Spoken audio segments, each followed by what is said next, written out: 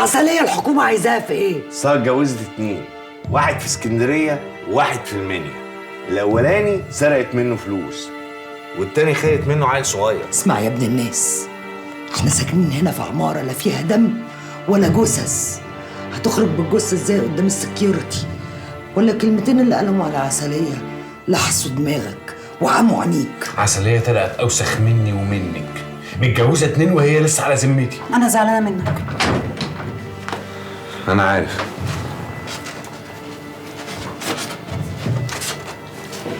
أنت ليه ما بتردش على مكالماتي والمسجز بتاعتي؟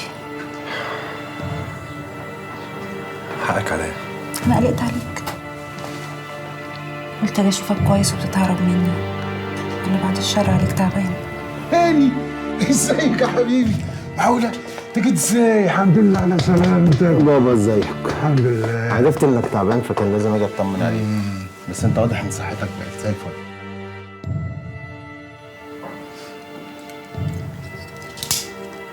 الهنا والشفا.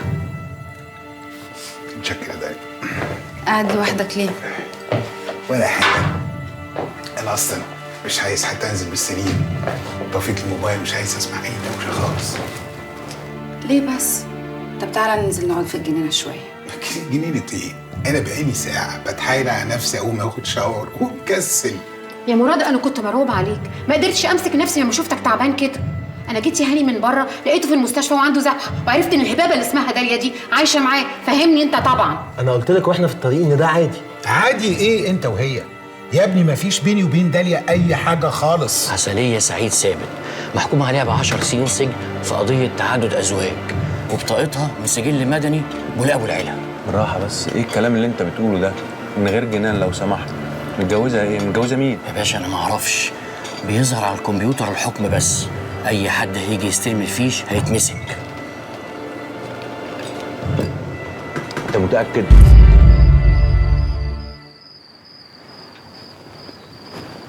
مش عارف انا ايه البهدله اللي انت عايش فيها دي. ايه الكركبه دي يا عم مختار؟ ما تدقش. متعود. تسلم ايدك. صحيح البنت اللي انت قلت لي اسالك عليها اخويا في الداخليه، طلعت الدنيا مقلوبه بسببها. ليه؟ طلعت متجوزه 3. 3؟ 3. واخر واحد ده بقى اللي الدنيا مقلوبه عليه بجد، ابن واحد من اغنيه المنيا وكمان قريبه ومدير الامن هناك، وهي واخده حكم ب10 سنين. عامله لك ايه يا عسليه؟ تسال عليها ليه؟ أبدا، ماضية شيكات لواحدة قريبتي بمبالغ كبيرة. هنعمل ايه؟ طب قول لي قريبتك بقى دي تستعوض ربنا لحد ما يتقبض عليها. بقول لك يا رمزي، ينفع تجيب لي اسامي الناس اللي هي اتجوزتهم دول؟ سهل، هكلمه بكره، اكلمك اقول لك كل حاجه. بس هتعمل بيها ايه؟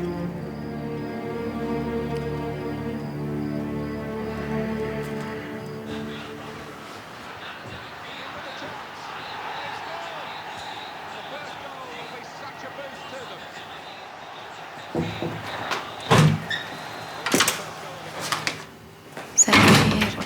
ازيك؟ عامل ايه؟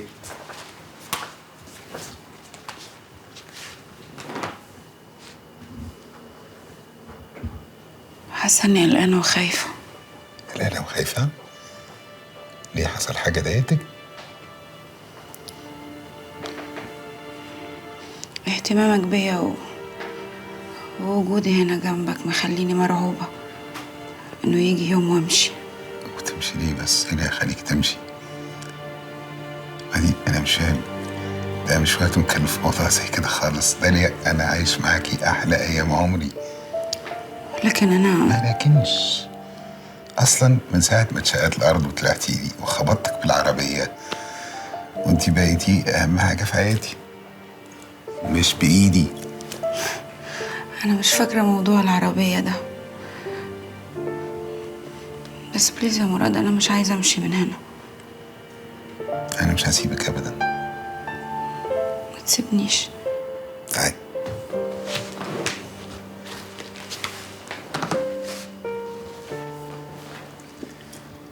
انا مش هسيبك، يعني مش هسيبك. ايوه حبيبتي انا بركن ونازل.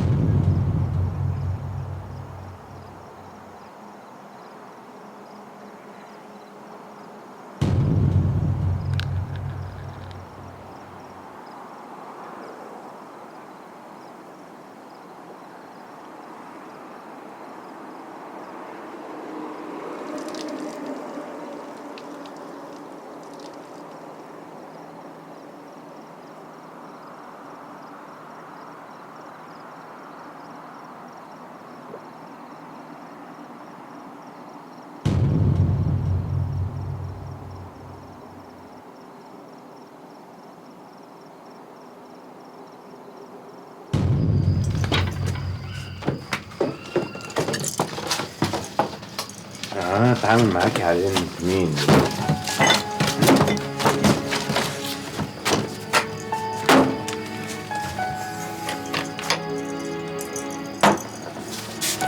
انت مين؟ داليا. اجمل وش شفته في حياتي.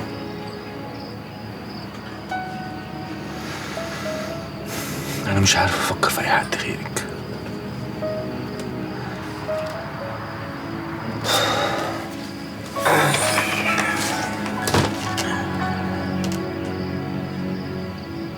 ولا انتي حبيبة مراد،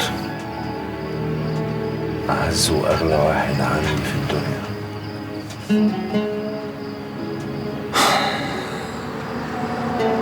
أسكت واستعبط طيب، ولا كأني سمعت عنك أي حاجة، ولا أقول له اللي سمعته عنك، البلاوي المتلتلة اللي انتي عاملاها ومش فاكرة أي حاجة منها. ردي.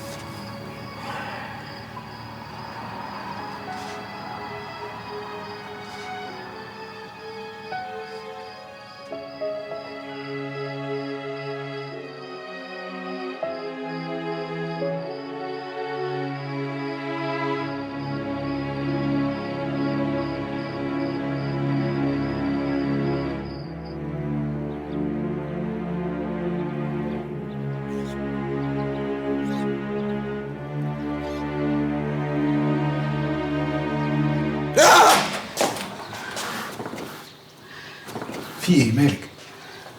شفت كابوس ما فهمتوش. كابوس؟ طب اقعدي احكي لي. حلمت انك مش عايزني معاك هنا في البيت وعايزني امشي. كوبيس ايه يا شيخة؟ الأحلام دايما بتتفسر بالعكس. ويلا قومي من فضلك اجهزي عشان احنا متأخرين على الشركة وعندنا مواعيد كتيرة جدا. يلا. هي الساعة كام دلوقتي؟ الساعة داخلة على 9 اهو. أنا متأخر شوية يعني. معلش يا مراد، أنا حاسة إن أنا مش عايزة أروح الشركة النهاردة. طيب خليكي. هستناك هنا. أقوم أحضر الفطار. هو ده خدت الدواء؟ لا أنا مش عايز آخد دواء بعد كده. مش حاجة اسمها بصي مش عايزة داني، آخد. أنا قلبي زي الحديد الحمد لله، أنا مش عايز دواء. ماشي بس هتاخد الدواء.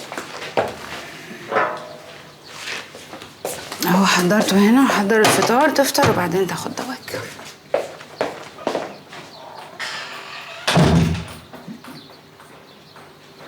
ايوه. ايه ده ليه يا ساتر؟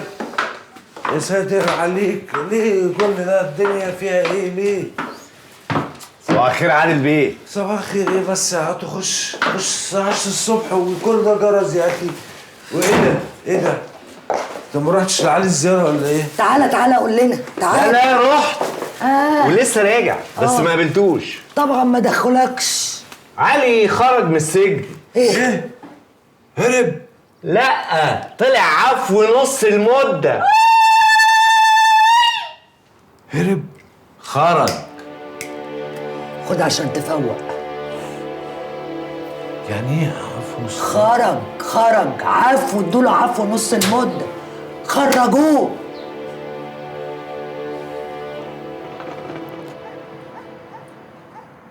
الدنيا مقلوبة على الراجل اللي انت خربقته في الشارع.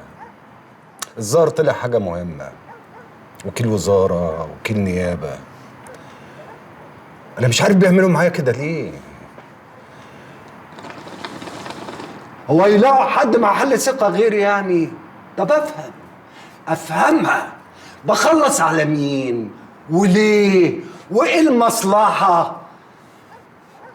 وبعدين أنت مجنون يابا. ما كنت ترقد له برسلم اسانسير.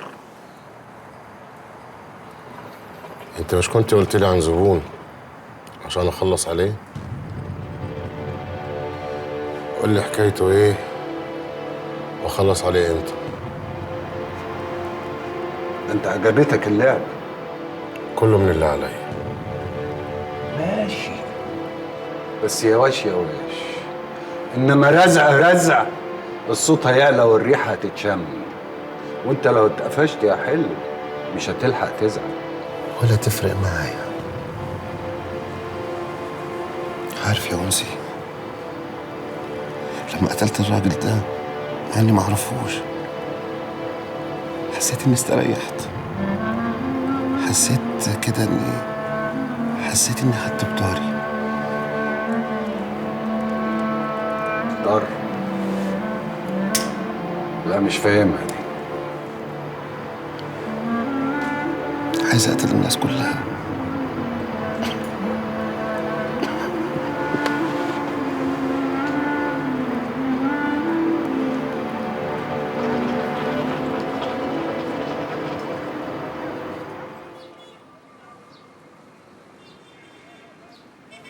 بقالي أكتر من سنتين ما شفتكش الصبح كده، دايما تعدي عليا آخر الليل.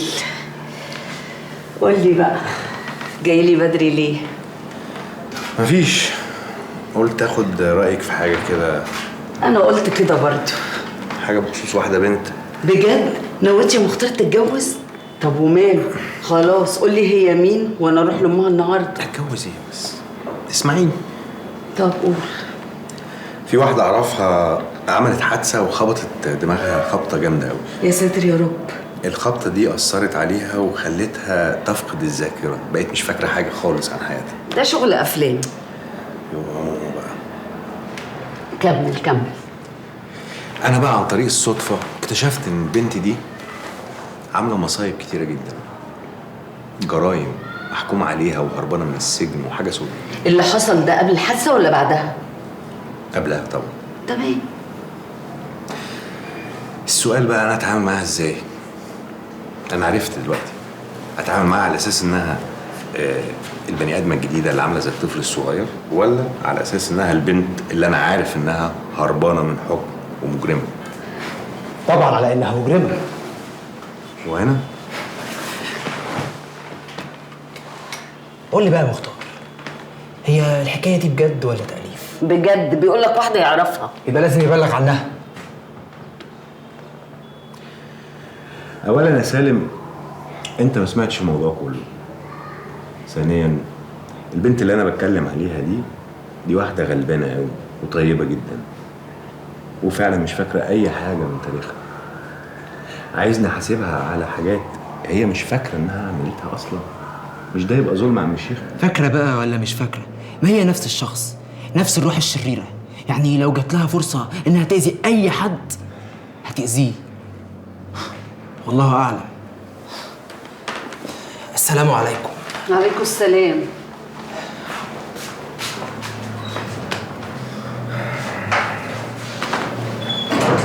كلامه ما عجبنيش. المهم انا اتصرف ازاي دلوقتي؟ لا انا ما اعرفهاش، انت اللي قابلتها وانت اللي اتعاملت معاها. اول مره احس ان مخي واقف مش عارف افكر. خلاص سيبك من عقلك وحكم قلبك. قلبي معاها، بس انا اقول له وهو يعمل اللي يعمله. هتقول لي مين؟ انا همشي.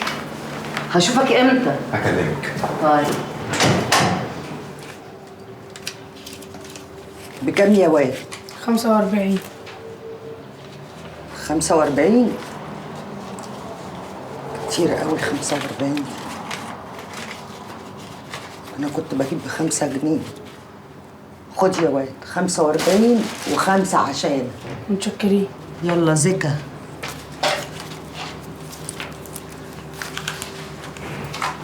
ازيك؟ اهلا. وحشتيني. هو انت لوحدك؟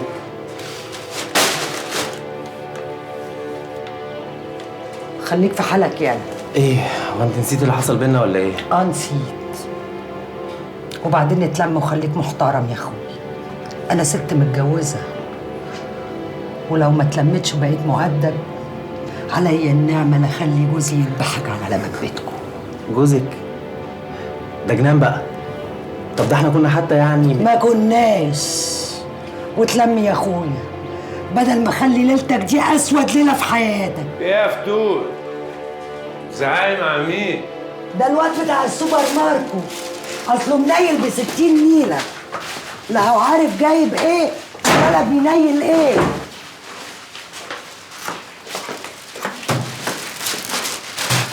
احنا هنروح لعلي امتى؟ علي مين؟ علي جوزك؟ لا علي لوز. انت حصل لك فقدان ذاكره؟ نبقى ولاية انت اللي حصل لك فقدان ذاكره. انت مالك بتحور معايا كده ليه؟ يا ولية الله، مش قبل ما علي يخش السجن كنت قاعدة معاه في الشقة والشقة خلاص راحت، صح ولا لأ؟ هتنطقي صح ولا لأ؟ صح. وقبلها مش كان قاعد معايا في شقة أم الله يرحمها؟ يو صح. أنا مش فاهمة حاجة. علي تاه وسط مخاليق ربنا زي ما أنا وأنتي تهنا، بس كده. إيه ده؟ خد.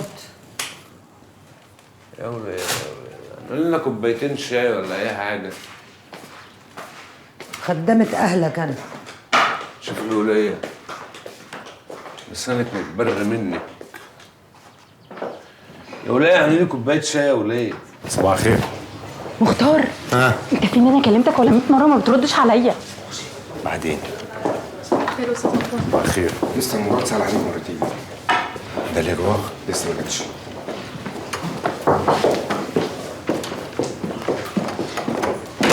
انت فين يا مختار؟ بكلمك ما بتردش عليا، رحت فين؟ ابدا كنت بشوف حاجه كده مهمه جدا لازم احكي لك عليها. لا لا حاجه مهمه ولا حاجه. اقعد، انا اللي عندي حاجه مهمه وعايز احكي لك عليها. مختار انت صاحبي قريب مني صح؟ صح. طيب في حاجه حصلت امبارح ولازم اقول لك عليها. اتفضل. انا بحب داليا. وبعدين؟ بحبها جامد. امبارح كنا مع بعض. ما انتوا على طول مع بعض يا مراد. ليه مختار ركز معايا. مع بعض يعني كانت معايا. اوه. وانا قررت اتجوزها. نعم. تتجوزها ازاي؟ مش دي كانت متجوزه، بس هي دلوقتي اسمها داليا نور ومش ممكن تبقى حد تاني. افرض ذاكرتها رجعت لها مش هترجع لها يا مختار، مش هترجع لها صدقني. صدقك ازاي يعني؟ لو كانت هترجع لها كان حصل ده من زمان وكانت افتكرت. يا مراد داليا دي واحده كان عندها حياه كامله قبلك ما نعرفش عنها. ما يهمنيش مختار، مش مهم بالنسبه لي. انا بحبها جامد وما عنديش استعداد انها تبعد عني خالص. انا اول مره بحس بكده يا مختار. انا راجل عجوز برضه. انا مش عارف اسكن هتقدر تفهم ده. يعني تخيل نفسك تصحى تلاقي واحده عايشه عشانك، عشاني يا مختار، بتاكلني تشربني وتحميني وتديني الدواء. طب انت فاكر يا مختار لما كنا في المستشفى، فاكر انها قعدت اسبوع بحاله ما بتنامش، والست مش منتظره اي حاجه. يا مراد الست دي ليها ماضي. نسيته يا مختار، نسيته، صدقني. اصدقك ازاي؟ صدقني انا دلوقتي كل حياتها. انا مش شايف اي حاجه تجمع ما بينك وما بينها يعني. يا مراد قاعد، مش هينفع تتجوز داليا. خلاص نفضل زي ما احنا. والناس؟ ناس مين؟ ليلى اختك، ولادك، الناس هنا في الشركه. لا يا مختار، الناس دي ولا فيهم واحد اهم مني. انا اهم حد هنا يا مختار. وبعدين الناس دي عايزين مني ايه يعني؟ مستكترين عليا ان انا مبسوط مثلا؟ طب بص، انا القرار خدته خلاص. داليا دي هتبقى بتاعتي، ومش هسمح لاي حد ولا اي حاجه تاخدها مني. طب بذمتك انت مش حاسس ان انا مبسوط؟ انا اتغيرت؟ طب بلاش، انت كنت جاي عايز ايه؟ لا مش مهم بقى دلوقتي. مش مهم ليه؟ ما تقول، طب اتجوزت ليه يعني؟ يعني موضوع ما يجيش حاجه جنب اللي انت حكيته.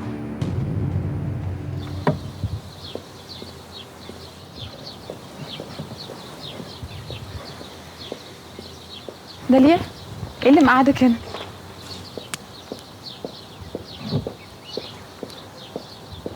تعالي اقعدي معايا. يلا تعالي نقعد. خير؟ كنت عاوزاكي في حاجه. قوليلي. عايزه اشتري هديه لمستر مراد، وطبعا انت بما انك عايشه هنا معاه فاكيد تعرفي هو بحب ايه وما بحبش ايه وكده. بس هو عامل لي معامله حلوه قوي وجاب لي حاجات كتير، يعني فكرت اجيب له حاجه كده تفرحه. انت عايزه تجيبي له هديه؟ بس ده سؤال صعب قوي. صعب ازاي؟ انت بقالك هنا كتير، يعني اكيد تعرفي هو بحب ايه. بصي، مستر مراد ده اطيب راجل ممكن اقابله في حياتي، كريم جدا. هو وعيلته اغنياء قوي من زمان، الفلوس دي عندهم كتير جدا، مش مخليهم محتاجين اي حاجه. هو عمره ما بخل عليا. بس اقولك، انا هعرفك ايه اكتر حاجه ممكن تساعده. ايه هي؟ الاهتمام، ان حد يهتم بيه. كتير بيشتكي لي ان ولاده ما بيسالوش عليه وبيغيب عنه لفترات طويله، عشان كده اكتر اتنين بيحبوهم انا ومستر مختار. انت عارفه لو اهتميتي بيه هيحبك جدا، وكمان هتعوضي له النقص اللي هو حاسس بيه. من الواضح ان هو محتاج اهتمام، عشان هو بيهتم بالناس كلها. اقول لك على حاجه، انت من ساعه ما جيتي هنا مستر مراد ده اتغير تماما، فعلى طول يقوم مبسوط وبيهزر. ده بيهزر معايا انا شخصيا. انت غيرتيه خالص. انا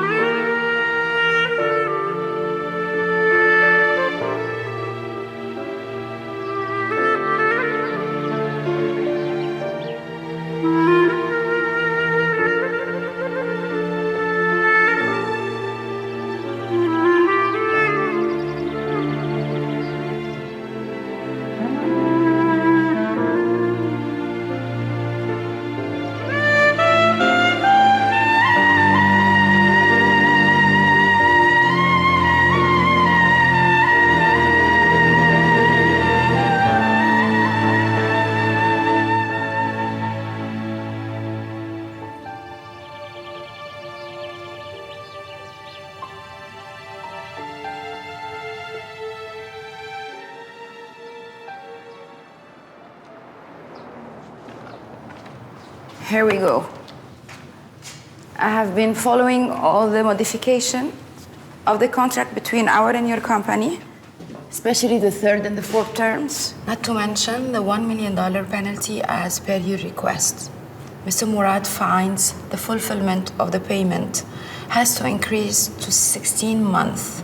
After that, it will be a pleasure to sign with your company. All right. Perfect. Было приятно работать с мистером Мурадом. Думаю, на этом этапе мы можем заключать наши соглашения. It was a pleasure to work with you, Mr. Murad. Pleasure is ours. Thank you. Thank you. Bye-bye. Thank you. Bye-bye. Bye-bye. Thank you. Thank you. Pleasure meeting Thank you you. guys. Thank you. Bye-bye. والسلام يسعدك. Thank you. مبروك يا مراد. الله يبارك فيك يا حبيبتي. I'm so proud of you. Thank you.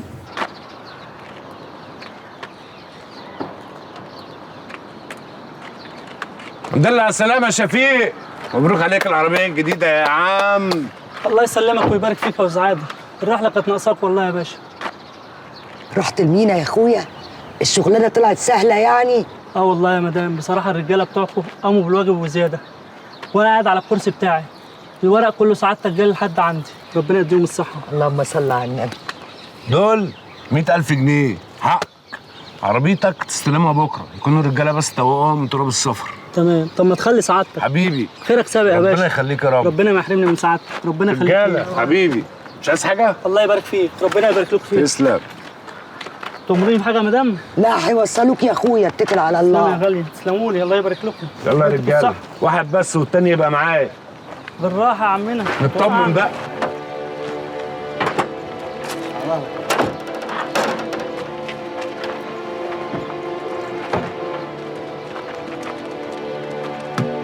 تمام. برافو. مع اني ما كنتش موافق، كنتش متخيل الحركة البلدي دي هتعدي. يا باشا البلدي يوكل. يا صلاة النبي، ده احنا هنبقى اغنياء والاشياء هتبقى معدن. الغريبة بقى يا راشد لما قلت الأجانب بره على حركة الكوك في عربية المعاقين دي وافقوا على طول. ما الخواجات برضو بيفهموا يا اخويا والله. ايام الشقاوة بقى اللي بجد كنت باخد 500 جنيه على العربية اللي زي دي. أول لما عرفت السكة دي ما بطلتش، والناس كانت فاكراها خدمة إنسانية. اللهم صل على النبي على الفكرة الكافرة بتاعتك يا معلم. وده يا معلم. حلاوتك يا ماستر. يلا يا اخوي يلا. مبروك علينا 5 كيلو كوكايين حلال. حلال يا راشد. يا باشا، مش جايين عن طريق خدمة إنسانية. يا ولاد